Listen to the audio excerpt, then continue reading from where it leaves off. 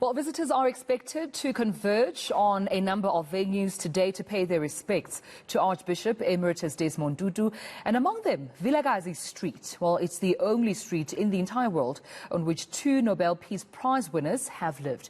Archbishop Emeritus Desmond Tutu and Nelson Mandela, being Tutu's family, have lived in their Soweto home since 1975, and scores of people have been visiting since his passing yesterday. Let's cross now to our reporter, Lindokuhle Xulu, who is there for us this morning with the very latest. And Linda, good morning to you, colleague. I mean, should be expected that visitors would be making their way to Vilakazi Street, I just mentioned it's where two Nobel Peace Prize winners had stayed, the only area in the entire world.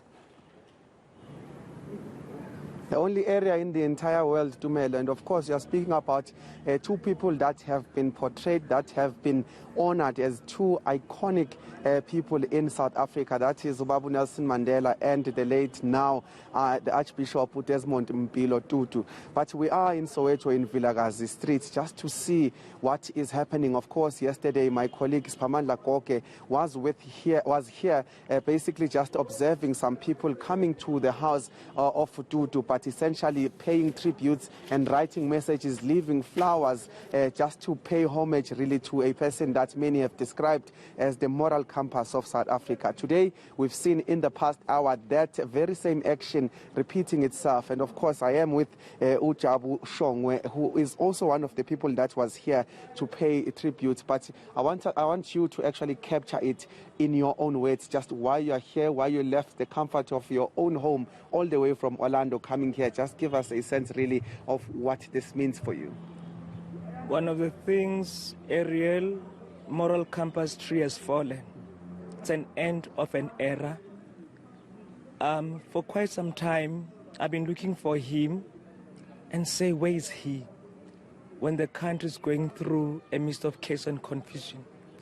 Because he was one voice, not in the wilderness, in the midst of chaos and confusion, that stood out. He was not a politician. He was a man who believed in justice and our moral of compass. Today, I'm just here to say, really, thank you ever so much for 90 years. You have given up your education.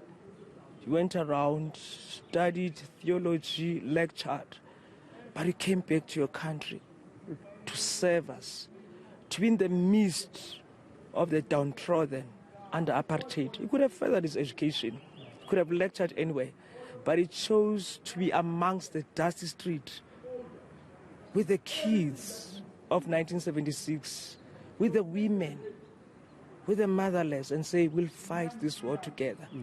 And I want to just chip in there and speak about your personal experiences. I know that there is a time where you have been interacted with him quite closely, but just give us that recollection of your memories around Babu Tutu.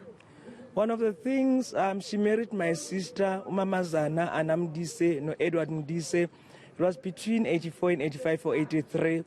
And I still remember at St. Augustine, Orlando West Shoe, when she was kneeling praying for them, and then his shoe had a hole.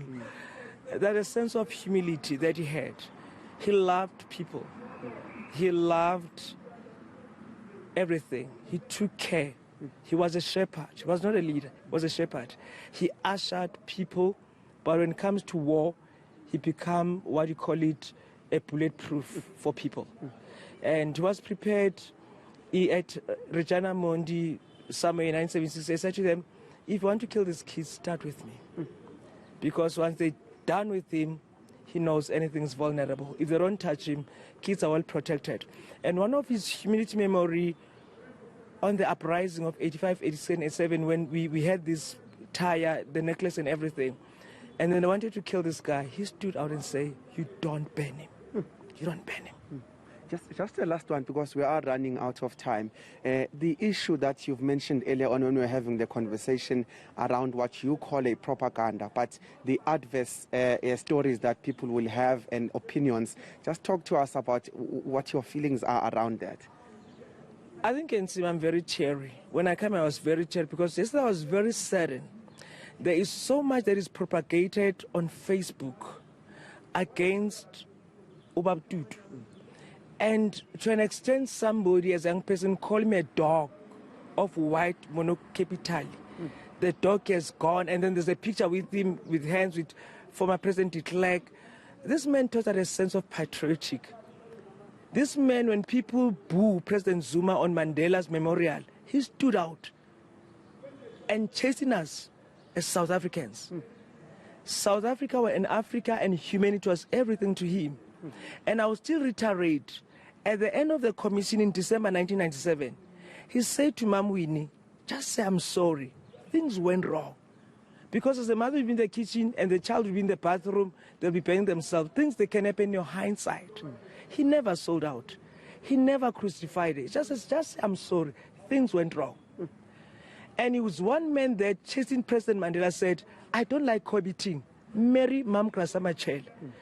President Thabo Mbeki has even felt his right during the epidemic of AIDS. And he said to her, no, we must work this out. He even chasing President Zuma when he couldn't give the visa to Dalai Lama. And he said, watch out, eNCA, watch out. You have forgotten where we come from as society and humanity. He's the first man who stood up as a priest who said, if God is homophobic, I don't want to go to that heaven. Look at I'm in my sense of comfort. That's the kind of man who's got humility. My worry is one, let's uphold his legacy. I worry myself. His legacy was very simple. Love people, be frank, be honest, be truthful, value, speak the truth. Even in sunset clause, he stood out for the truth. Because truth was everything to him. I can imagine now those people who are vilifying him and using the likes of Mam Winnie and so forth. They don't know how much Mam Winnie has opened her arms for her. She says, come here. And she said, where are we going to sit? And say, where I'm going to preside. I am so humble. Fellow South African, you've got a legacy to uphold from this man. From our parents who have failed, to us, let's do it. To our grandkids, let's do it. And I want to say to those guys who are using this RET and propagating and saying awful things about this man, I say shame to you. You did it to President Mandela and others. But one thing that I want to say today, we have failed when they are still alive to tell them blankly in front of their face that they are sold out. You couldn't hardly wait yesterday for this man's body to be cold. You have said the words. And it was worse, it came from African, no, not African, because African they know humility, from black children. And as African we say, you don't speak ill of the death. I'm so grateful.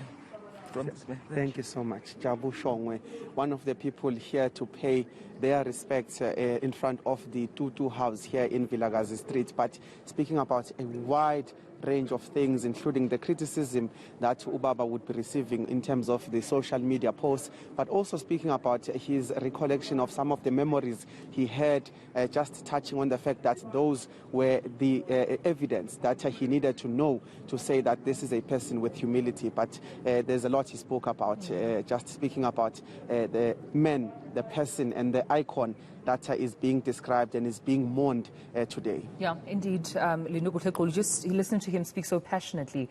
As a resident of Orlando, leaving his house, you did mention to come and pay his respects. It just shows that this is a loss for Soweto as well. It's a loss for Orlando as a community. And thank you so much, colleague, for bringing this important story to the fore. Just the impact that the late Archbishop Emeritus Desmond Tutu has left behind.